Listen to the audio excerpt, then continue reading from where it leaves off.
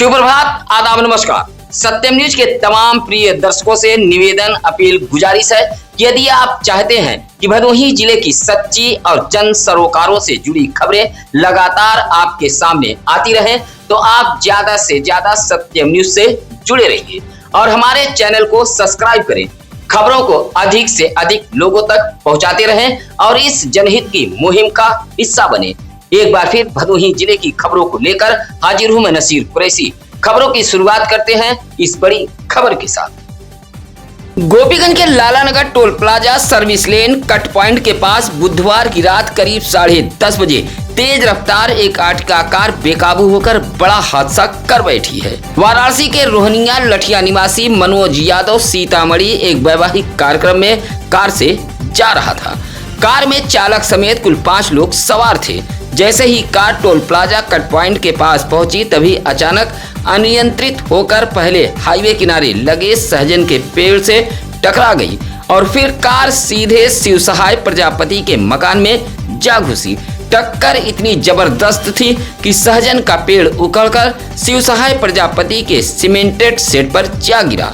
हादसे में सेट के नीचे सो रहे 63 वर्षीय शिव सहाय प्रजापति, उनकी पत्नी इसरावती व 60 वर्षीय ब्रह्म सहाय और उनकी पत्नी राजकुमारी घायल हो गई। हादसे के बाद मौके पर अफरा तफरी चीख पुकार मच गई थी।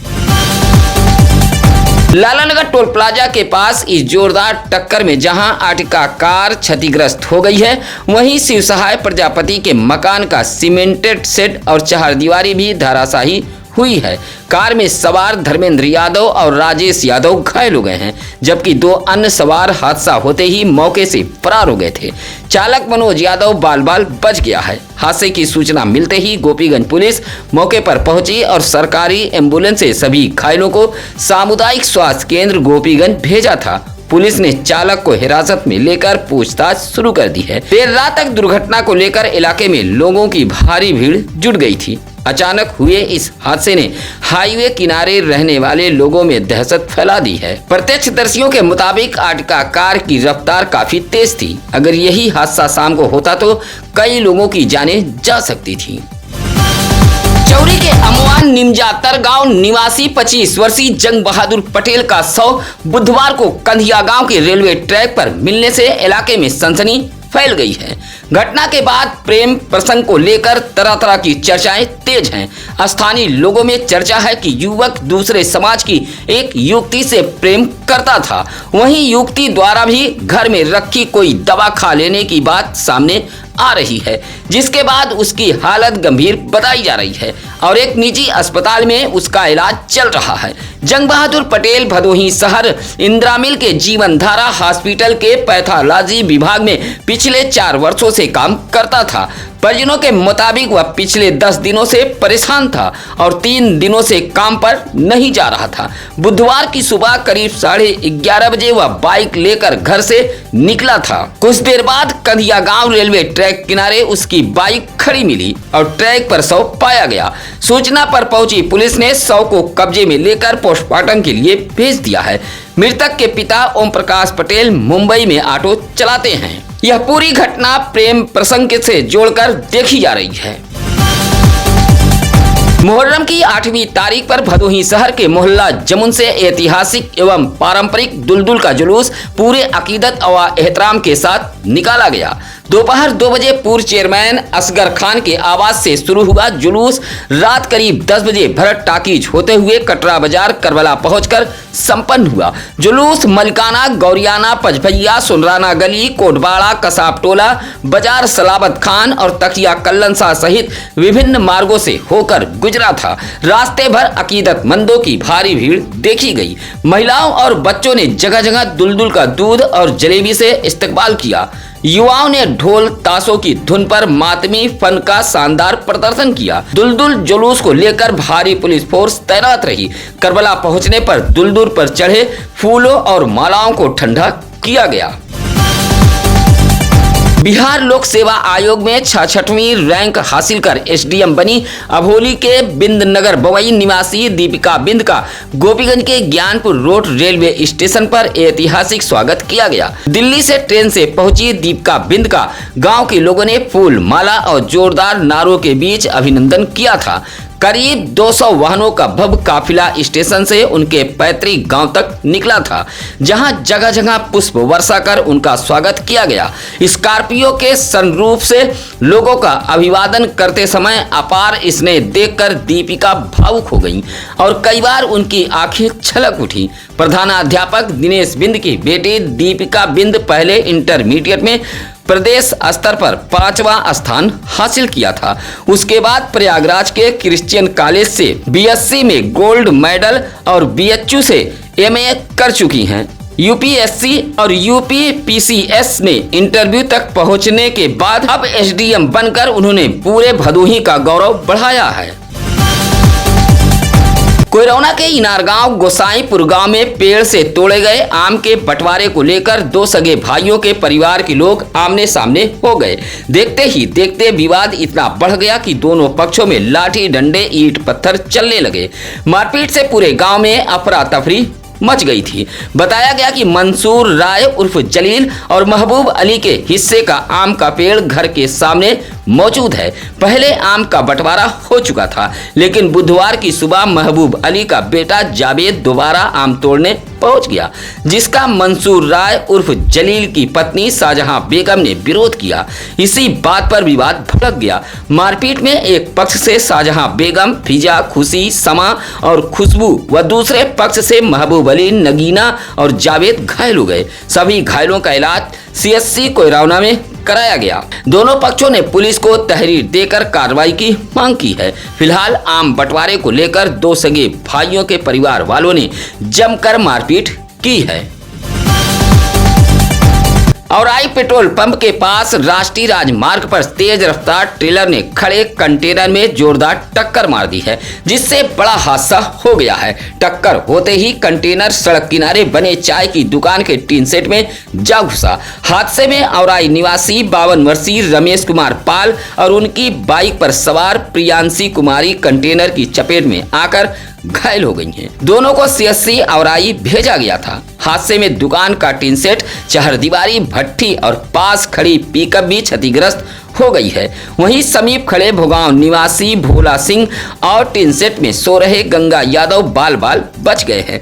दुर्घटना के बाद ट्रेलर चालक वाहन लेकर भाग रहा था, लेकिन स्थानीय लोगों ने पीछा कर लालानगर टोल प्लाजा के पास से उसे पकड़कर पुलिस के हवाले कर दिया था। घटना से हाईवे पर अफरा तफरी मच गई थी। बुधवार को ज्ञानपुर के कंसापुर समाजवादी पार्टी के जिला कार्यालय में वीरांगना महारानी दुर्गावती का बलिदान दिवस श्रद्धा पूर्वक मनाया गया है। कार्यक्रम का संयोजन सपा पिछड़ा प्रकोष्ठ के प्रदेश सचिव महेंद्र कुमार सिंह धुर्वे ने किया था, जबकि अध्यक्षता जिलाध्यक्ष प्रदीप यादव और संचालन हृदय नारायण प्रजापति ने किया था। कार्यक्रम का शुभारंभ महारानी दुर्गावती के चित्र पर माल्यार्पण के साथ हुआ था। इस दौरान वक्ताओं ने उनके अदम्य साहस, वीरता और राष्ट्र के प्रति समर्पण को याद करते हुए उनके जीवन पर विस्तार से प्रकाश डाला। पूर्व कार्यकारी सदस्य हसनैन अंसारी ने उनके संघर्षों को प्रेरणादायी बताया था। कार्यक्रम के दौरान कुछ सपाई पारंपरिक धनुष लेकर भी पहुंचे थे, जिसने सभी का ध्यान आकर्षित किया। इस मौके पर लालचंद बिंद, अंकित पांडे, रवि यादव, धर्मेंद्र मिश्रा, पप्पू आदि मौजूद रहे।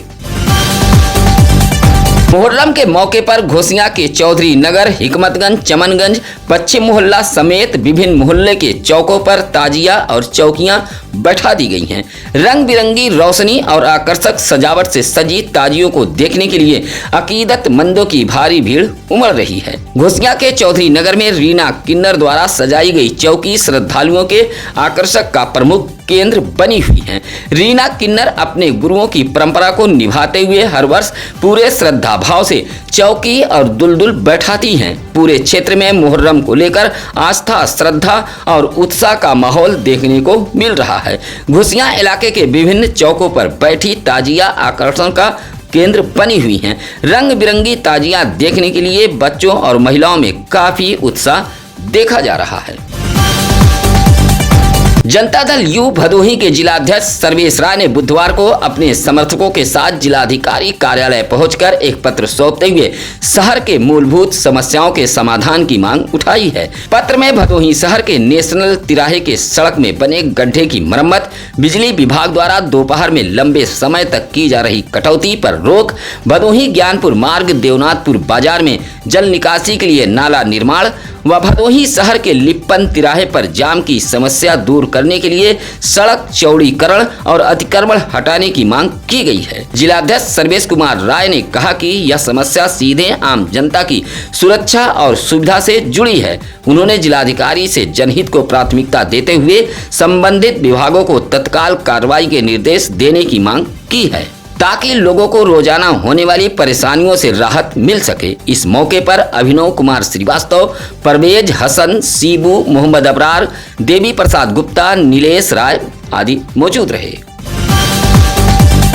भदोही शहर से सटे नई बाजार में मुहर्रम की 8वीं तारीख पर बुधवार को अकीदत और सौहार्द के माहौल में मेहंदी व अखाड़े का जुलूस निकाला गया था।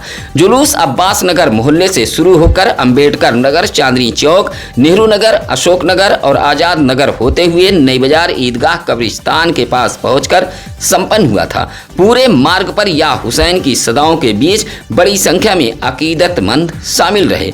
करबला की याद में जगह जगह सामाजिक संगठनों व स्थानीय लोगों ने ठंडे शरबत के स्टॉल लगाकर जुलूस में शामिल लोगों की सेवा करते देखे गए। सुरक्षा व्यवस्था को लेकर नई बाजार चौकी इंचार्ज पुलिस बल के साथ पूरे समय मुस्तैद रहे और जुलूस की पल पल निगरानी करते रहे। कड़ी सुरक्षा और बेहतर व्यवस्था के बीच जुलूस शांतिपूर्ण ढंग से संपन्न हो गया। जुलूस में समीम मंसूरी, लियाकत अंसारी, इस्लाम राइन, अमजद अंसारी, दिलशाद शेख जैसे तमाम लोग मौजूद रहे।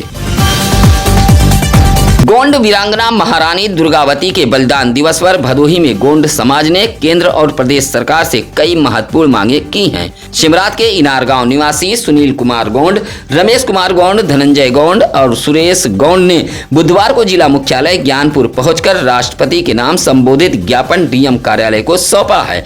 ज्ञापन में 24 जून को महारानी दुर्गावती के बलिदान दिवस पर सार्वजनिक अवकाश घोषित करने, जिला मुख्यालय पर उनके नाम से पार्क और प्रतिमा स्थापित करने की मांग की गई है। साथ ही उत्तर प्रदेश के सभी जिलों में गोंड जाति को अनुसूचित जनजाति का दर्जा देकर प्रमाण पत्र जारी करने की भी मांग उठाई गई है। गोंड समाज ने सरकार से जल्द सकारात्मक निर्णय लेने की अपील की है। भदोही जनपद न्यायालय का अधिवक्ता परिसर आज भी मूलभूत सुविधाओं के अभाव में बदहाली की तस्वीर पेश कर रहा है। भीषण गर्मी, तपती धूप, कड़ाके की ठंड और बारिश के बीच अधिवक्ता टीन सेट, मढ़ा और छप्पर के नीचे बैठकर वादकारियों का काम निपटाने को मजबूर हैं। हल्की बारिश होते ही पूरा परिसर कीचड़ और जलजमाव से भर जाता है। जल निकासी, पेयजल, बिजली, प्रकाश और बैठने जैसी बुनियादी सुविधाएं भी नदारद है। वरिष्ठ अधिवक्ता सुभाष चंद और डिस्ट्रिक्ट बार एसोसिएशन के महासचिव आनंद शुक्ला ने बताया कि बार बिल्डिंग निर्माण के लिए कई बार शासन को प्रस्ताव भेजा गया, लेकिन आज तक कोई ठोस पहल नहीं हुई। अधिवक्ता परिसर में लाइब्रेरी तक की सुविधा उपलब्ध नहीं है। उनका कहना है कि प्रतिकूल परिस्थितियों में लगातार काम करने से अधिवक्ता गंभीर बीमारियों की चपेट में आ रहे हैं। अधिवक्ताओं ने जल्द बार बिल्डिंग और मूलभूत सुविधा उपलब्ध कराने की मांग उठाई है। Gopiganj Gyanpur road railway station पर लिच्छवी एक्सप्रेस के पेंट्री कार में तैनात एक वेल्डर को शराब के नशे में हंगामा करना भारी पड़ गया है। यात्रियों से अभद्रता की शिकायत पर पहुंची जीआरपी टीम से भी उसने बदसलूकी कर दी है। उसके बाद जीआरपी चौकी प्रभारी आनंद कुमार ने उसे मौके पर ही हिरासत में ले लिया। पकड़े गए वेल्डर की पहचान बिहार के वैशाली निवासी 31 वर्षीय आकाश सिंह के रूप में हुई है। जांच में उसके नशे में होने की पुष्टि हुई है। जीआरपी ने मुकदमा दर्ज कर चालान कर दिया है। रेलवे पुलिस ने साफ शब्दों में कहा है कि यात्रियों की सुरक्षा से खिलवाड़ करने वालों के खिलाफ सख्त कार्रवाई की जाएगी।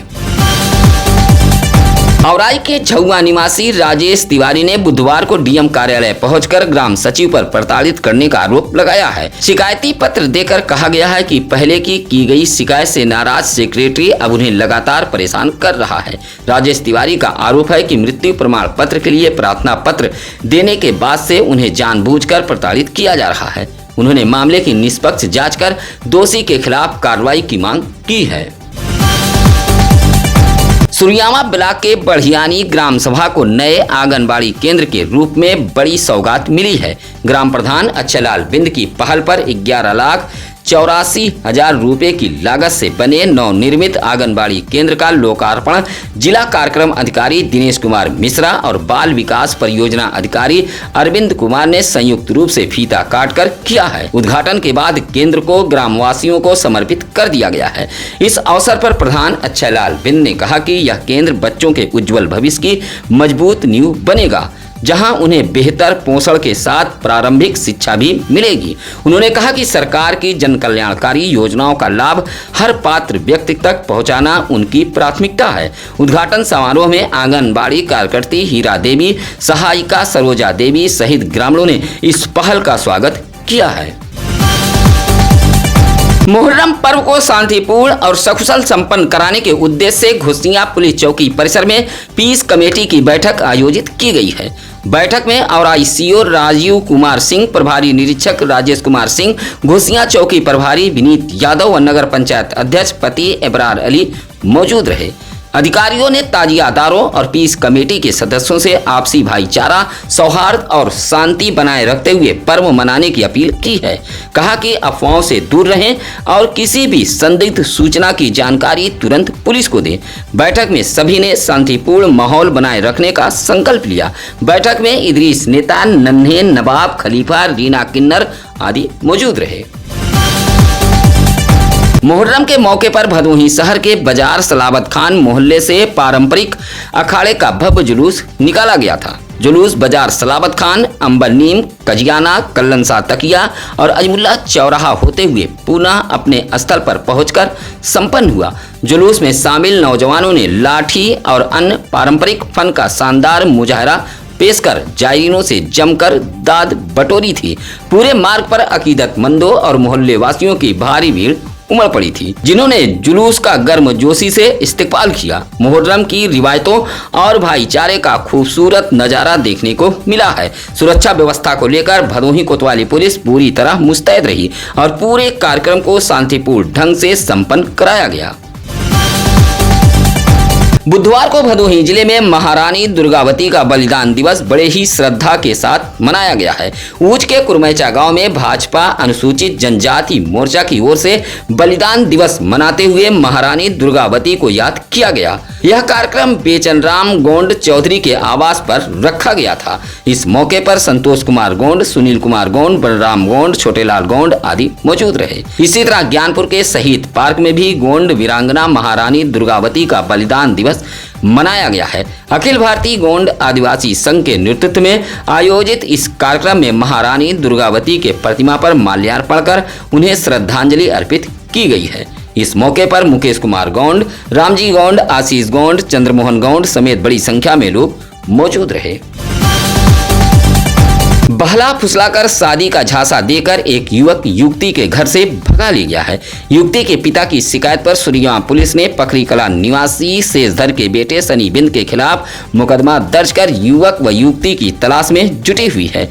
युवती के पिता ने सुरियामा कोतवाली में मुकदमा दर्ज कराते हुए बताया कि सनी बिंद उनके घर पहुंचा और उनकी 22 वर्षीय पुत्री को बहला फुसलाकर शादी का झांसा देकर भगा ले गया है। काफी खोजबीन के बाद भी बेटी व मनबड़ युवक का कुछ पता नहीं चला है। फिलहाल पुलिस मुकदमा दर्ज कर तलाश में जुटी हुई है।